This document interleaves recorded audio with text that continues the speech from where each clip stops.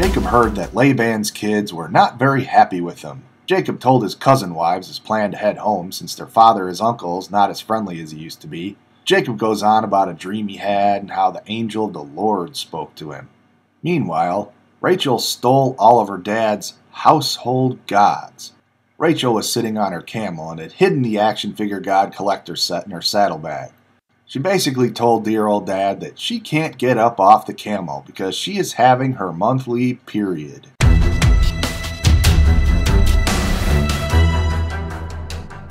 I have the memories of every church I ever attended in my mind as a long procession of white walls, wooden pulpits, choirs, the smell of old ladies' perfume, and home-baked goods and cheap coffee after the service. Then, of course, there's Sunday school, which I loved. Everyone dressed and pressed in their Sunday best, Bible tucked under their arm, ready to serve God. I loved wearing my Sunday school clothes and combing my hair for service. I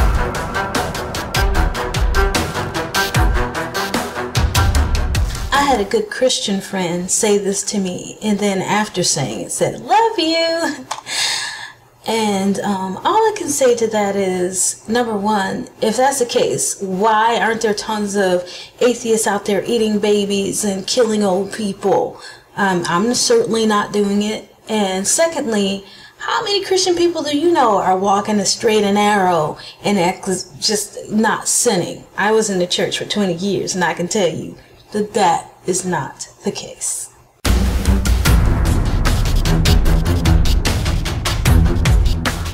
Human understanding of God's will is precisely what believers use to establish His goodness in the first place. So if ex-convicts will do what God will not, then how can God's goodness ever truly be established? And if Christians are willing to believe that their God is within His right to let tragedies occur, like the one in Cleveland, then the only conclusion I can come to is that in some circumstances, kidnapping and rape are acceptable to God. If that is His idea of goodness, I don't want any part of it.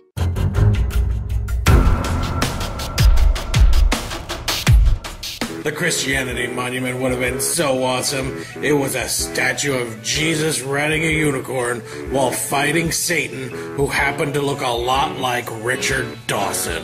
The old host from Family Feud? No, the scientist. Richard Dawkins? That's what I said.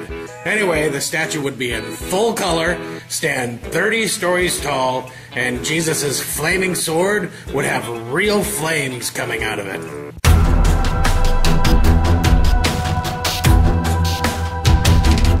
Science owes a debt. Seems that even the geologically confused yabba-dabba-doo merchants have jumped on the anti-naturalist bandwagon. In case you don't recognise this chap, his name is Karl Barr, or to give him his formal academic title, Karl Barr. Therefore, from line 1 and 4, it follows that substance dualism is false.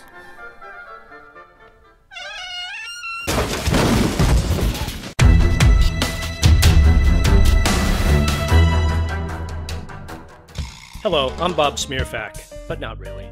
We're rolling into Jerusalem. Your boy's gonna get thrown under the bus to the big religious hoo-haws, then they're gonna hand him off to the Romans, who are gonna beat the shit out of him and then hoist him up so he has a really nice view of the city, if you know what I mean. And then on day 3, he was gonna do a full frontal resurrection.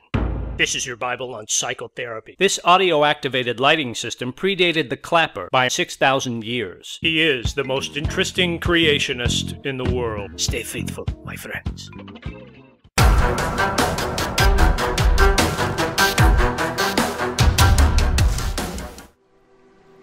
Those hues of heavenly white light, which now seemed to have clouded my eyes for so long, slowly gave way to the brilliant colors of everything that surrounded me. And there was order in those colors. There was sense in those colors. There was wonder in those colors. I noticed that many times along this path of my life,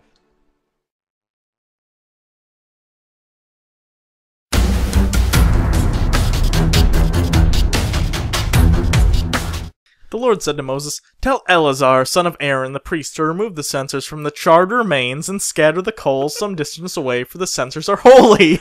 Do I have to get near the charred remains like that much? Some of them were holding on to it. There's burn hands on the poles. Well, I don't know. Just kind of kick it. It'll probably crumble. Kick it? Yeah, kick it and the hand. I don't want to get people in my eyes. That's gross to me. I don't know. Do you have a thing I can wear over my face? I don't want the people dust in my mouth. Drama queen.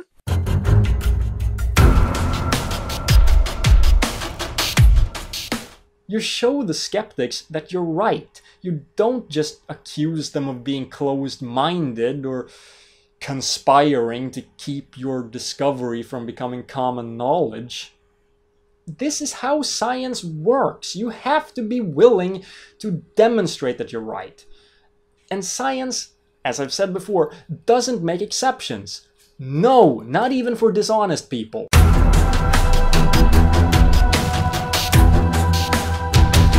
Whilst geocentrists might like to claim that their universe is true, of course it isn't. And that's why real rocket science has run the gamut from providing the most accurate landing yet seen, to providing invaluable insights to the workings of the universe, to accidentally drawing a gentleman's sausage on Mars. The irony is that we've been able to do all these things and draw bollocks on the red planet, in no small part because geocentrism is bollocks.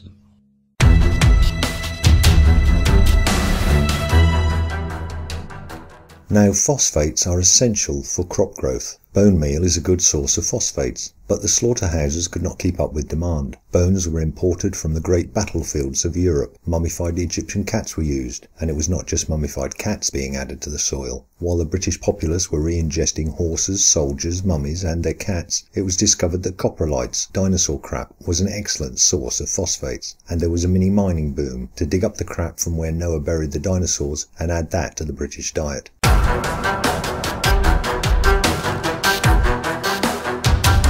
The only remaining reason for these Christians to be so morally vocal and imposing is to keep people from going to hell.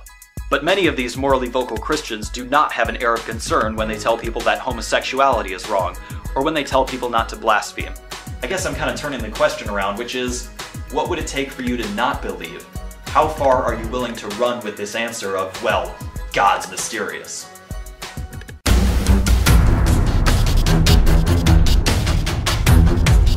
Why is it, Ray, that every avenue of biological categorization consistently points to evolution from a common ancestor? When I asked you at Hollywood High School why the morphology, chronological order, and DNA of organisms cross-confirm each other and form the same hierarchies that Darwin had envisioned, this was your answer. It's because God made them like that.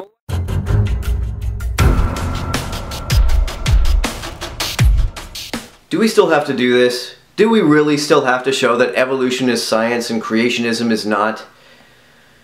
Alright, fine, let's get through this. And the ontological argument is one of my favorite arguments in favor of God's existence because it's so exquisitely stupid. Really? You believe the idea that a man rose from the dead is the best explanation for something? And that is in no way rational. Testable, falsifiable, scientific.